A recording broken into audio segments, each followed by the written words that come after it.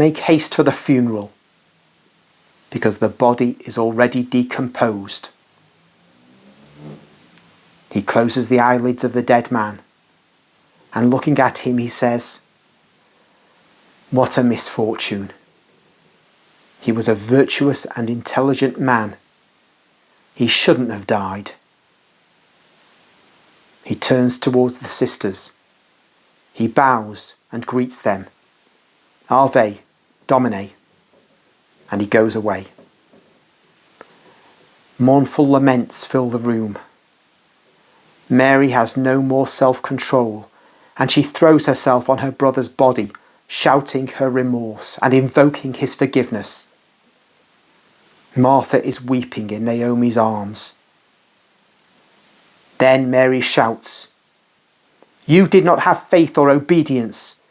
I killed him first. You have killed him now. I with my sins, you with your disobedience." She seems to have gone mad. Martha lifts her up, embraces her, and apologizes. Maximinus, Naomi, Marcella tried to bring both to reason and to resignation, and they succeed by remembering Jesus. Their grief quietens down, and while the room becomes crowded with weeping servants, and those responsible for the preparation of the corpse come in, the two sisters are led into another room to give vent to their grief. Maximinus, who is leading them, says, "He passed away at the end of the second watch of the night."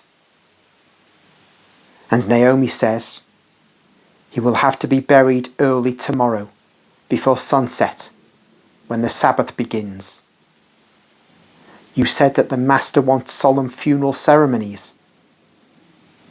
"Yes. I leave that to you, Maximinus." "I'm not in the right frame of mind," says Martha. "I'm going, and I will send servants to all the people concerned, both close at hand and far away. And I will give all the necessary instructions," says Maximinus. And he withdraws. The two sisters are weeping in each other's arms. They no longer reproach each other. They weep and try to console each other. Some hours go by. The dead body is prepared in the room. A long figure, enveloped in bandages, under the sudarium. "Why is he already covered like that?" exclaims Martha reproachingly. "Mistress, a bad smell came from his nose, and he threw up tainted blood when we moved him," says a servant, apologising. The sisters weep more loudly. Lazarus is already more remote under those bandages. A further step towards the remoteness of death. They keep vigil by his bedside, weeping until dawn, when the servant comes back from beyond the Jordan. The servant is dismayed, but he informs them of his fast journey to bring them the news that Jesus is coming. "Did he say that he is coming? Did he not reproach us?" asks Martha. "No, mistress. He said, 'I will come. Tell them that I will come, and to have faith.' And before that he said, 'Tell them not to worry. It is not a deadly disease, but it is for the glory of God, that his power may be glorified in his Son.'" "Did he say exactly that?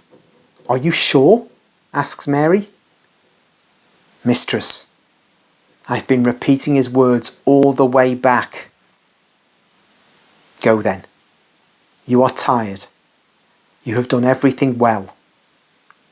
"But it is too late now," says Martha with a sigh, and she bursts into tears as soon as she is left with her sister. "Martha, why?"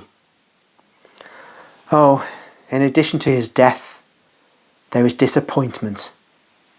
Mary, Mary, Are you not considering that the Master is wrong this time? Look at Lazarus. He is really dead. We have hoped against hope, but to no avail. When I sent for him, I certainly made a mistake, for he was more dead than alive, and our faith has no result or reward. And the Master has sent word that it is not a deadly disease. So is the Master no longer the truth? He is no longer... Oh, that's the end of everything. Mary is wringing her hands. She does not know what to say. Facts are facts. But she does not speak. She does not say one word against her Jesus. She weeps. She is really exhausted. Martha has a fixed idea in her heart that she delayed too long. It's your fault, she says reproachingly. He wanted to test our faith thus. By obeying, I agree, but also by disobeying out of faith, to show to him that we believed that he alone could and had to work the miracle. My poor brother, and he longed for him so much. At least that, to see him. Poor Lazarus, poor brother. And her weeping changes into howling, which is echoed in the adjoining rooms by the howls of the maids and servants, according to the Eastern custom.